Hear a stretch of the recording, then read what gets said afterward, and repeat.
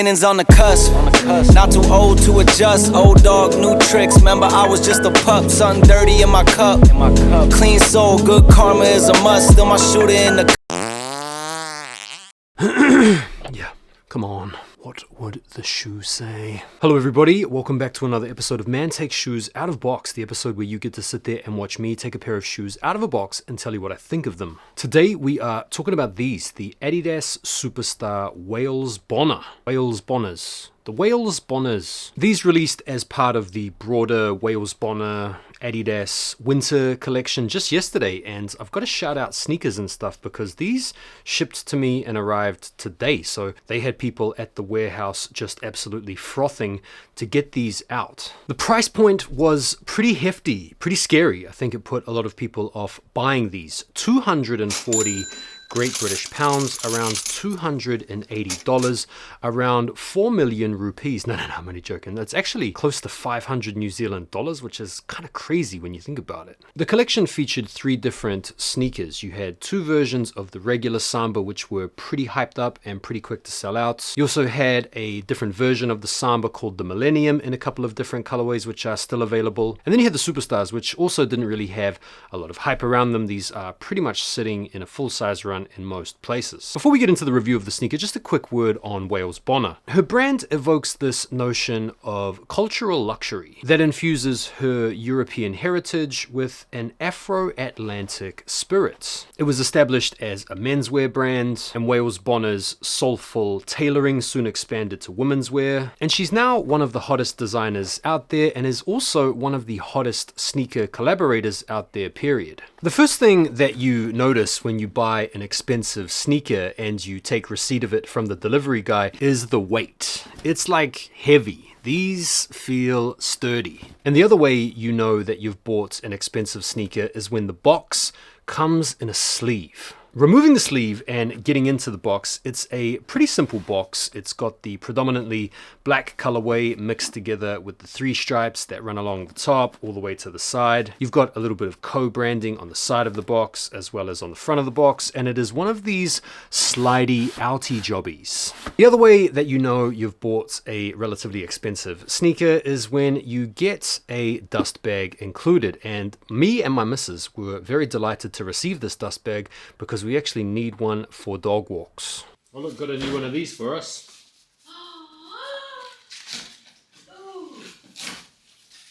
Yeah.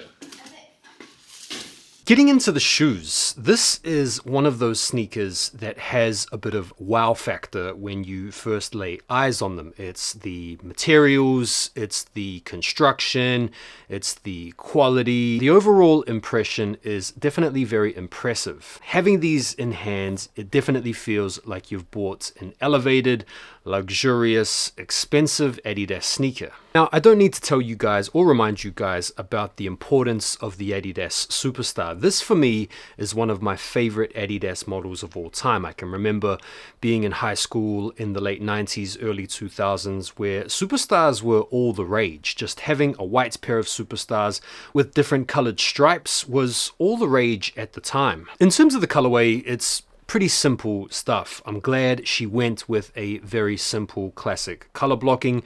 You've got the eggshell whites on the upper, you've got some navy blue in the form of the 3 stripes, you've got the slightly off-white midsole and shell toe, and you've also got some creamy laces, and you've also got this creamy finish on the tongue as well as on the back tab, and the lining takes on a sort of brownish maroonish hue, and you've got some really nice gold detailing and accenting throughout. So it's a very simple, very wearable, very classic, very clean colorway. Now, in terms of the materials, you've got a croc textured embossed cow leather material on both the upper as well as on the 3 stripes. You've got this really nice premium nubuck on the tongue and the heel moustache, and the aglets are done in a golden metal. In terms of the extras, you get the dust bag like I mentioned before, and you also get this extra set of fat laces. They feature the same golden metal on the aglets with the Wales Bonner branding and are there to complement the blue crocodile 3 stripes on the side. You've got this silky satin liner on the inside, and you've also got the silky satin lining on the insoles, which also feature a little bit of Adidas Wales Bonner co-branding, and they also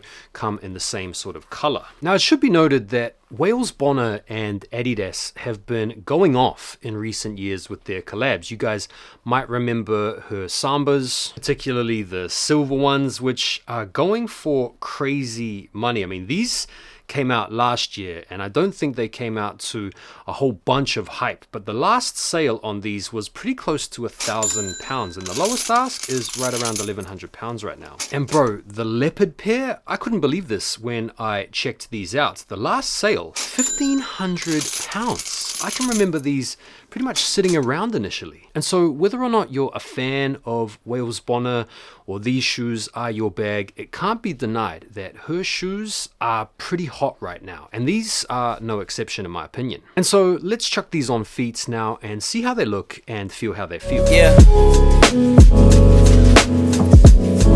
Hey. New beginnings on the cusp. Not too old to adjust. Old dog, new tricks. Remember, I was just a pup. Something dirty in my cup. Clean soul, good karma is a must. Still my shooter in the cut. I was stuck inside a rut. Played the game, made bank, moved G. Anything to get a buck. You won't find me in the club. I'm in the lab trying to sharpen up the sword. Swinging blades at these scrubs. Flock like bugs to the light. Getting right. Treat my hoes like these raps. I don't really got a type. Off top bullshit. All I needed was a mic. Yeah. Hey, pass the rock, it's all butter. Pack your bags and take flight. Don't worry, it's all covered. Hey, live your life while you can. Our days are all numbered. Rain could cause thunder, but the sun comes after, clearing up the disaster. In terms of the fits, I would recommend going true to size, and if you have a narrow foot, you might even want to consider going a half size down. The reason I say that is because this silky satin liner makes them quite slippery. Like if you don't lace these up quite tightly, there's a little bit of drop off when you elevate your heel or when you plantar flex because of how slippery and shiny. Like if you were to wear some new socks and wear these loose laced, like they would just fly off. So I definitely recommend going true to size and maybe finding some grippy socks because yeah, they're a little bit slippery inside. In terms of the comfort is fine. Got a little bit of squish on the insole. And in terms of how they look, bro, I think they look clean. I think they look awesome. This is the type of shoe that when you choose to wear it, you kind of feel like you want to build a nice fit around them. Like to just chuck these on willy-nilly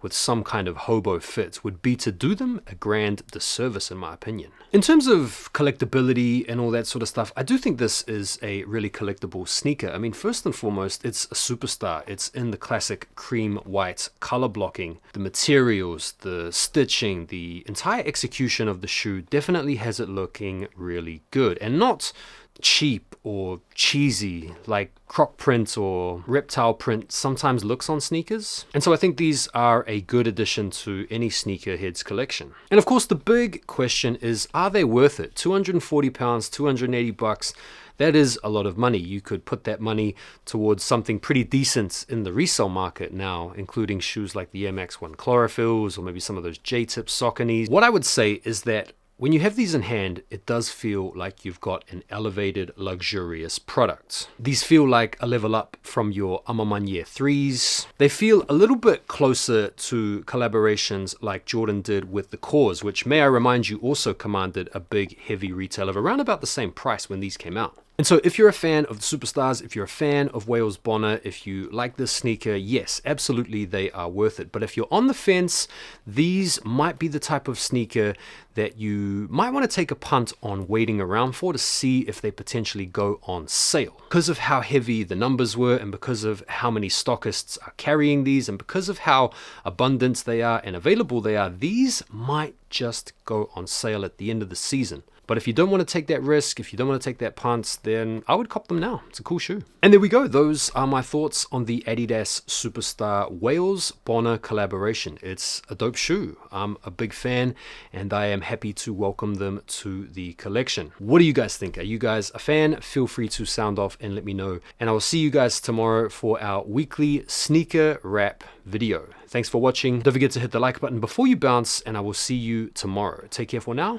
Everybody dates a number, but I'm still here luckily. I know that God got me, so I'm in good company. Yeah.